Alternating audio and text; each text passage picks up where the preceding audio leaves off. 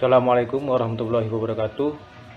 Selamat berjumpa kembali pada materi pembelajaran PPKN kelas 8. Gimana kabar kalian semuanya?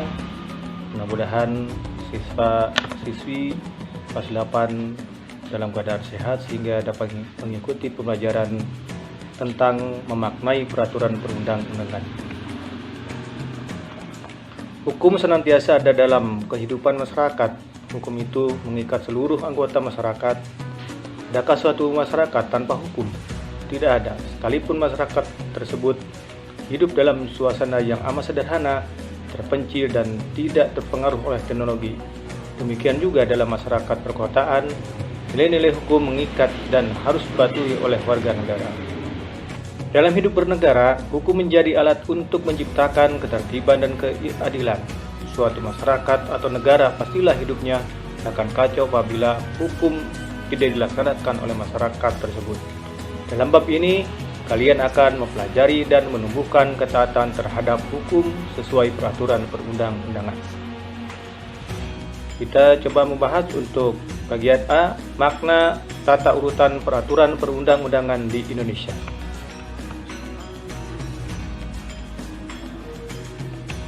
Mengapa harus ada hukum dalam pergaulan hidup manusia?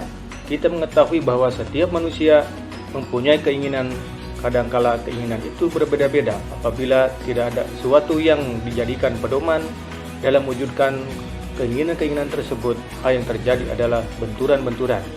Supaya kehidupan dapat berjalan dengan aman dan tertib, diperlukan adanya peraturan hidup. Peraturan hidup itu disebut norma. Mungkin sudah kalian pelajari ketika kalian masih menginjak di kelas 7. Salah satunya adalah kalian telah mempelajari tentang norma hukum. Negara Indonesia adalah negara hukum sebagaimana dinyatakan dalam Undang-Undang Dasar Negara Republik Indonesia tahun 1945 pasal 1 ayat 3 menyatakan negara Indonesia adalah negara hukum. Hal ini mengandung arti bahwa kehidupan bermasyarakat, berbangsa dan bernegara harus didasarkan pada hukum yang berlaku. Hukum menjadikan panglima, segala sesuatu harus atas dasar hukum. Sebagai negara hukum, segala aspek kehidupan dalam bidang kemasyarakatan, kebangsaan, dan kenegaraan termasuk pemerintahan harus berdasarkan atas hukum yang sesuai dengan sistem hukum nasional. Sistem hukum nasional merupakan hukum yang berlaku di Indonesia dengan semua elemennya yang saling menunjang satu dengan yang lain dalam rangka mengantisipasi dan mengatasi permasalahan yang timbul dalam kehidupan masyarakat, berbangsa, dan bernegara yang berdasarkan Pancasila dan Undang-Undang Dasar Negara Republik Indonesia tahun 1945. Untuk mewujudkan sistem hukum nasional, pada pasal 22A Undang-Undang Dasar Negara Republik Indonesia tahun 1945 menegaskan bahwa ketentuan lebih lanjut tentang tata cara pembentukan undang-undang diatur dengan undang-undang. Untuk menjabarkan ketentuan pasal 22 ayat tersebut, ditetapkan Undang-Undang Nomor 12 Tahun 2011 tentang pembentukan peraturan perundang-undangan.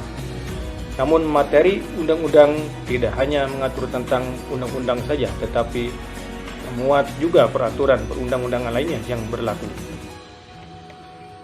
Peraturan perundang-undangan menurut Undang-Undang Nomor 12 Tahun 2011 memiliki pengertian peraturan tertulis yang memuat norma hukum yang mengikat secara hukum dan dibentuk atau ditetapkan oleh lembaga negara atau pejabat yang berwenang melalui prosedur yang ditetapkan dalam peraturan perundang-undangan. Hukum memiliki berbagai bentuk hukum, baik yang tertulis maupun tidak tertulis. Hukum tertulis dalam kehidupan saat ini memiliki kedudukan yang sangat penting bagi kepastian hukum. Meskipun demikian, hukum tidak tertulis tetap diakui keberadaannya sebagai salah satu hukum yang mengikat masyarakat. Secara formal, kalian sudah mengenal berbagai bentuk peraturan perundang-undangan di sekitar kalian. Misalnya, tata tertib sekolah, peraturan di lingkungan rumah tangga, peraturan daerah, peraturan pemerintah, dan undang-undang.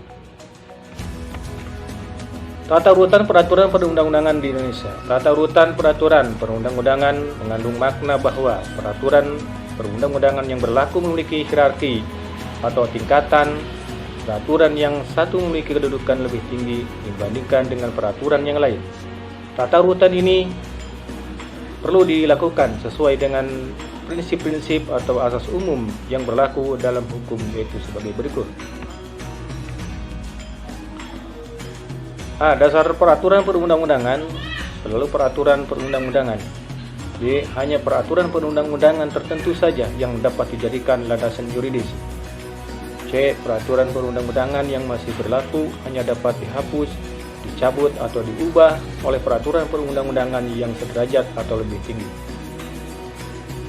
D. Peraturan perundang-undangan yang baru mengesampingkan peraturan-peraturan perundang-undangan yang lama.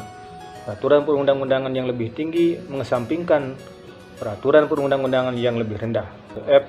Peraturan perundang-undangan yang bersifat khusus mengesampingkan peraturan perundang-undangan yang bersifat umum.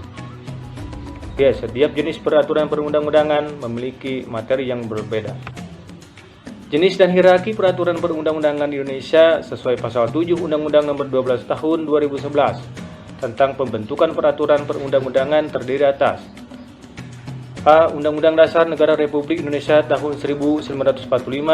B. Ketetapan Majelis Permusyawaratan Rakyat. C. Undang-undang atau peraturan pemerintah pengganti undang-undang. D. Peraturan pemerintah. E. Peraturan presiden. F. Peraturan daerah provinsi. G. Peraturan daerah kabupaten atau kota. Asas-asas dalam pembentukan peraturan perundang-undangan ditegakkan dalam pasal 5 dan penjelasannya yaitu sebagai berikut. A. Kejelasan tujuan. Kejelasan tujuan adalah bahwa setiap pembentukan peraturan perundang-undangan harus mempunyai tujuan yang jelas yang hendak dicapai. B. Kelembagaan atau organ pembentuk yang tepat adalah setiap jenis peraturan perundang-undangan harus dibuat oleh lembaga negara atau pejabat pembentuk peraturan perundang-undangan yang berwenang. Peraturan perundang-undangan tersebut dapat dibatalkan atau batal demi hukum apabila dibuat oleh lembaga yang tidak berwenang. C. Kesesuaian antara jenis, hierarki, dan materi muatan, yaitu bahwa dalam pembentukan peraturan perundang-undangan, pembuat harus benar-benar memperhatikan materi muatan yang tepat sesuai dengan jenis dan hierarki peraturan perundang-undangan. D. Dapat dilaksanakan, artinya bahwa setiap pembentukan peraturan perundang-undangan harus memperhitungkan efektivitas peraturan perundang-undangan tersebut di dalam masyarakat, baik secara filosofis, sosiologis maupun yuridis. E. Kedayagunaan dan kehasilgunaan adalah bahwa setiap peraturan perundang-undangan dibuat karena memang benar-benar dibutuhkan dan bermanfaat dalam mengatur kehidupan bermasyarakat, berbangsa, dan bernegara. F. Jelasan rumusan adalah bahwa setiap peraturan perundang-undangan harus memenuhi persyaratan teknis penyusunan peraturan perundang-undangan, sistematika, pilihan kata atau istilah, serta bahasa hukum yang jelas dan mudah dimengerti sehingga tidak menimbulkan berbagai macam interpretasi dalam pelaksanaannya. G. Keterbukaan. Maksudnya bahwa dalam pembentukan peraturan perundang-undangan mulai dari perencanaan, penyusunan, pembahasan, pengesahan atau penetapan, dan pengundangan bersifat transparan dan terbuka. Dengan demikian, seluruh lapisan masyarakat mempunyai kesempatan yang seluas-luasnya untuk memberikan masukan dalam pembentukan. Selanjutnya ditegaskan dalam pasal 6 bahwa materi muatan peraturan perundang-undangan harus mencerminkan asas sebagai berikut. A. Pengayoman, yaitu bahwa setiap materi muatan peraturan perundang-undangan harus berfungsi memberi perlindungan untuk menciptakan ketentraman masyarakat. B. Kemanusiaan adalah bahwa setiap materi muatan peraturan perundang-undangan harus mencerminkan perlindungan dan penghormatan hak asasi manusia serta harkat dan martabat setiap warga negara dan penduduk Indonesia secara proporsional. C. Kebangsaan adalah bahwa setiap materi muatan peraturan perundang-undangan harus mencerminkan sifat dan watak bangsa Indonesia yang majemuk dengan tetap menjaga prinsip Negara Kesatuan Republik Indonesia. D. Kekeluargaan Maksudnya bahwa setiap materi muatan peraturan perundang-undangan harus mencerminkan musyawarah untuk mencapai mufakat dalam setiap pengambilan keputusan. Kenusantaraan adalah bahwa setiap materi muatan peraturan perundang-undangan senantiasa memperhatikan kepentingan seluruh wilayah Indonesia, dan materi muatan peraturan perundang-undangan yang dibuat di daerah merupakan bagian dari sistem hukum nasional yang berdasarkan Pancasila dan Undang-Undang Dasar Negara Republik Indonesia tahun 1945. Bhinneka Tunggal Ika, yaitu bahwa materi muatan peraturan perundang-undangan harus memperhatikan keragaman penduduk, agama, suku, dan golongan, kondisi khusus daerah, serta budaya dalam kehidupan bermasyarakat, berbangsa, dan bernegara. Keadilan adalah bahwa setiap materi muatan peraturan perundang-undangan harus mencerminkan keadilan secara proporsional bagi setiap warga negara. Kesamaan kedudukan dalam hukum dan pemerintahan adalah bahwa setiap materi muatan peraturan perundang-undangan tidak boleh memuat hal yang bersifat membedakan berdasarkan latar belakang, antara lain agama, suku, ras, golongan, gender, atau status sosial. Ketertiban dan kepastian hukum, maksudnya bahwa setiap materi muatan peraturan perundang-undangan harus dapat mewujudkan ketertiban dalam masyarakat melalui jaminan kepastian hukum. Keseimbangan, keserasian, dan keselarasan adalah bahwa setiap materi muatan peraturan perundang-undangan harus mencerminkan keseimbangan, keserasian, dan keselarasan antara kepentingan individu, masyarakat, serta kepentingan bangsa dan negara. Kemudian untuk submateri yang kedua adalah proses penyusunan peraturan perundang-undangan. Peraturan perundang-undangan yang telah disebutkan dalam tata urutan perundang-undangan yang diatur dalam Undang-Undang Nomor 12 Tahun 2011 di atas secara lebih jelas sebagai berikut. Pertama, Undang-Undang Dasar Negara Republik Indonesia tahun 1945. Undang-Undang Dasar Negara Republik Indonesia tahun 1945 merupakan hukum dasar dalam peraturan perundang-undangan. Sebagai hukum dasar, undang-undang mengikat setiap warga negara dan berisi norma dan ketentuan yang harus ditaati. Sebagai hukum dasar, Undang-Undang Dasar Negara Republik Indonesia tahun 1945 merupakan sumber hukum bagi peraturan perundang-undangan dan merupakan hukum tertinggi dalam tata urutan peraturan perundang-undangan di Indonesia. Secara historis, Undang-Undang Dasar Negara Republik Indonesia tahun 1945 disusun oleh Badan Penyelidik Usaha Persiapan Kemerdekaan Indonesia atau BPUPKI dan oleh Badan Penyelidik Usaha Persiapan Kemerdekaan Indonesia dan ditetapkan oleh Panitia Persiapan Kemerdekaan Indonesia atau disebut PPKI pada tanggal 8 Agustus 1945.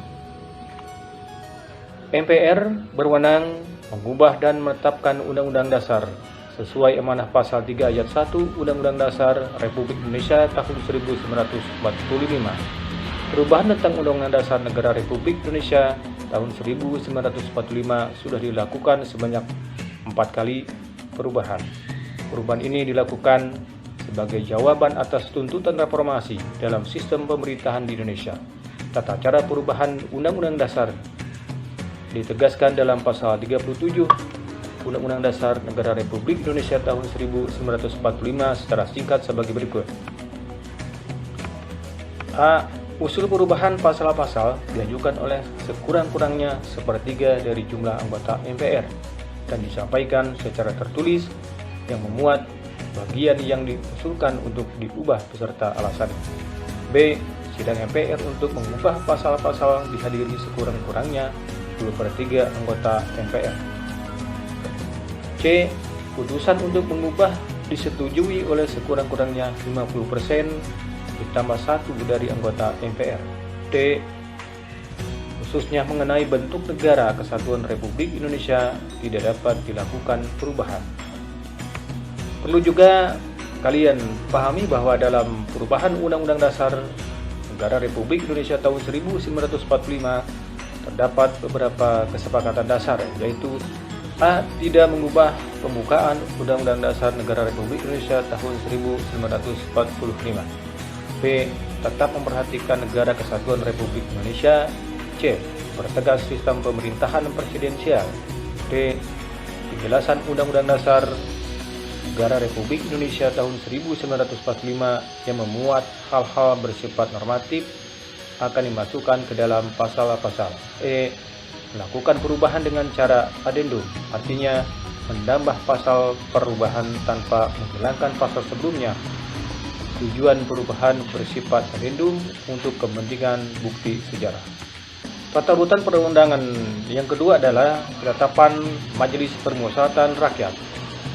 Ketika MPR masih berkedudukan sebagai lembaga tertinggi negara, salah satu produk hukum MPR adalah ketetapan MPR. Ketetapan MPR adalah putusan majelis yang memiliki kekuatan hukum mengikat ke dalam dan keluar majelis. Mengikat ke dalam berarti mengikat kepada seluruh anggota majelis. Mengikat keluar berarti setiap warga negara, lembaga masyarakat, dan lembaga negara terikat oleh ketetapan MPR.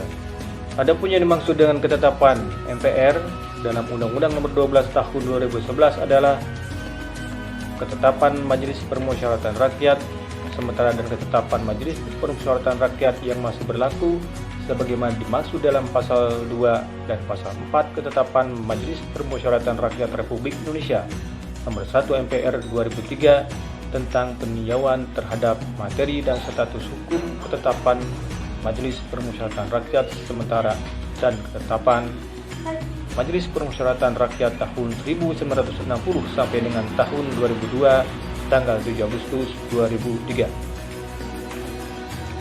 Pasal 2 Ketetapan MPR Nomor 1 MPR 2003 menegaskan bahwa beberapa ketetapan MPR dan MPR yang masih berlaku dengan ketentuan adalah sebagai berikut. A. Ketetapan MPR RI. Ketetapan MPRS Republik Indonesia Nomor 25 MPR tahun 1966 tentang pembubaran PKI. B. Ketetapan MPR RI Nomor 26 MPR 1998 tentang politik ekonomi dan dalam rangka demokrasi ekonomi. C. Ketetapan MPR RI Nomor 5 MPR 1999 tentang penentuan pendapat di Timor Timur. Itulah beberapa ketetapan MPR.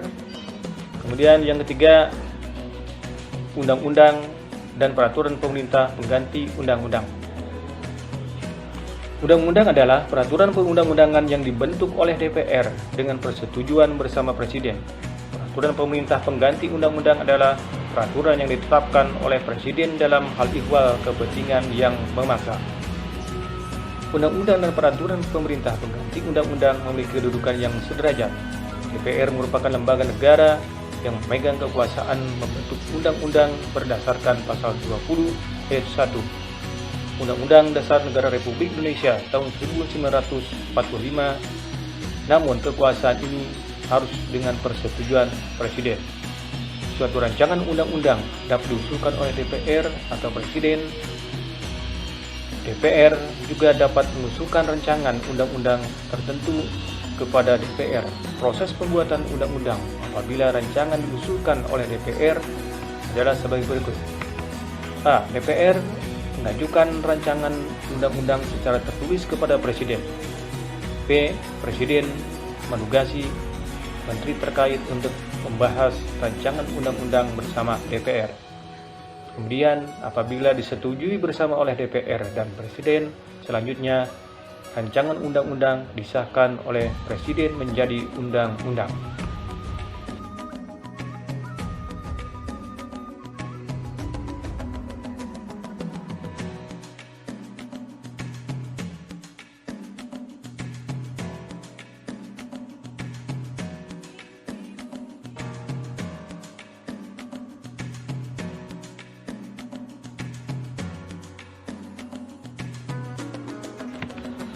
Di samping undang-undang ada peraturan perundang-undangan yang setara kedudukannya dengan undang-undang, yaitu peraturan pemerintah pengganti undang-undang.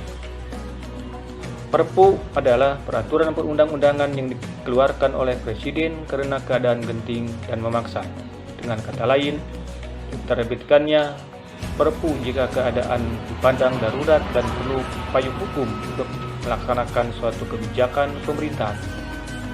Perpu diatur dalam Undang-Undang Dasar 1945 Pasal 22 Ayat 1, 2, dan 3 yang memuat ketentuan sebagai berikut.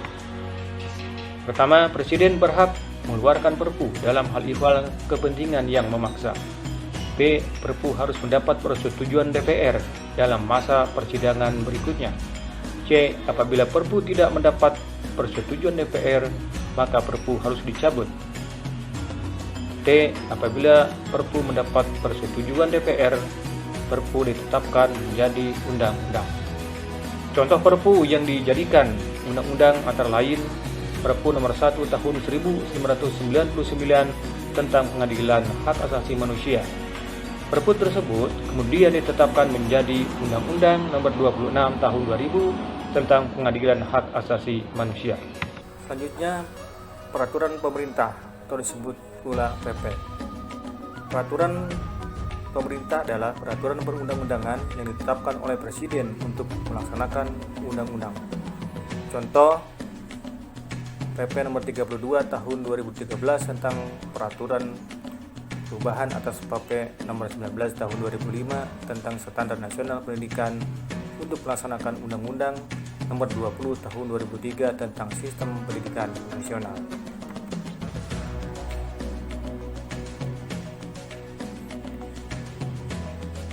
Nah, ini gambar yang memperlihatkan situasi bagaimana proses pembuatan peraturan pemerintah. Ini ada dua contoh, misalkan itu ada zaman Presiden SBY, kemudian yang kedua ada di sebelah kanan adalah zaman Presiden Jokowi.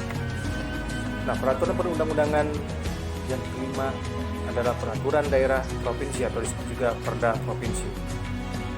Perda adalah peraturan perundang-undangan yang dibentuk oleh DPRD provinsi dengan persetujuan bersama gubernur. Perda dibuat dalam rangka melaksanakan kebutuhan daerah.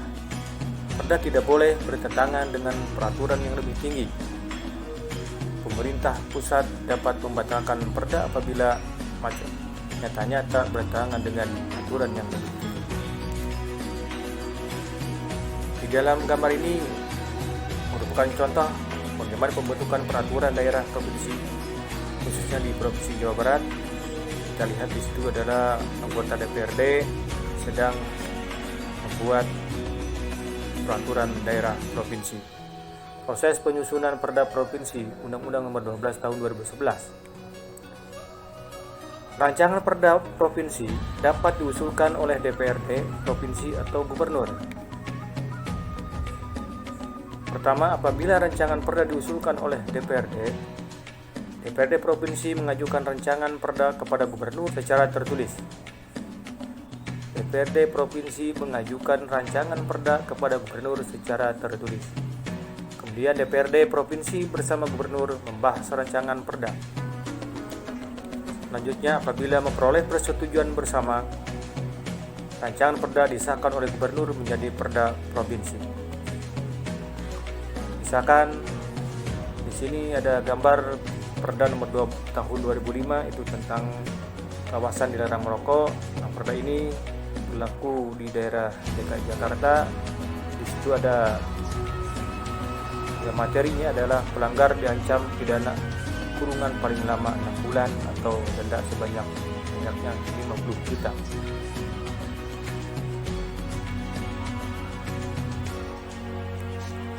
Selanjutnya adalah peraturan daerah kabupaten atau kota.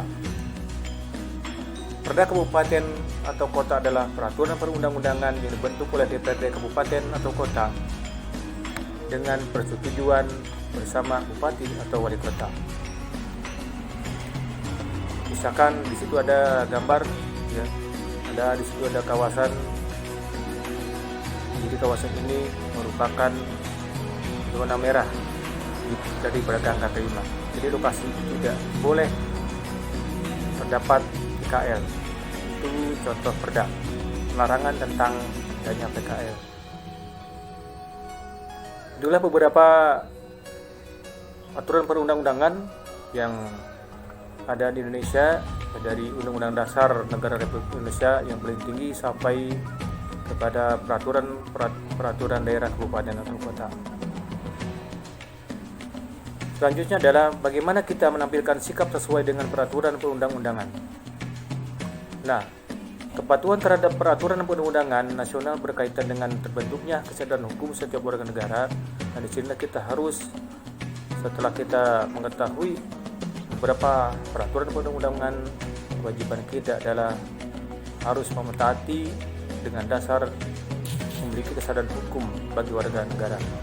Seperti contohnya ada undang-undang lalu lintas. Nah, kita di situ harus menggunakan helm ketika berkendara, kemudian memiliki SIM atau surat-surat kendaraan dilengkapi. Dalam menampilkan sikap sesuai dengan peraturan perundang-undangan, maka disitulah kita harus memiliki kesadaran hukum setiap warga negara. Jadi kesadaran hukum warga negara dapat diukur dari beberapa indikator berikut. Jika warga negara tersebut memiliki pengetahuan hukum, kemudian yang kedua memiliki pemahaman kaidah-kaidah hukum, kemudian yang ketiga sikap terhadap norma-norma hukum. Kesimpulannya adalah untuk penampilan sikap sesuai dengan peraturan perundang-undangan, bahwa kepatuhan kepada hukum merupakan cerminan kepribadian seseorang. Orang yang taat pada hukum berarti memiliki kepribadian yang baik. Sementara itu, orang yang tidak taat pada hukum berarti kepribadiannya tidak baik karena sudah mengabaikan kewajibannya. Nah, kalian jadilah warga negara yang mempunyai kepribadian yang baik dengan selalu mentaati peraturan yang berlaku di mana saja. Itu saja yang dapat saya sampaikan, mudah-mudahan bermanfaat buat kalian semuanya. Bapak akhiri, wassalamualaikum warahmatullahi wabarakatuh.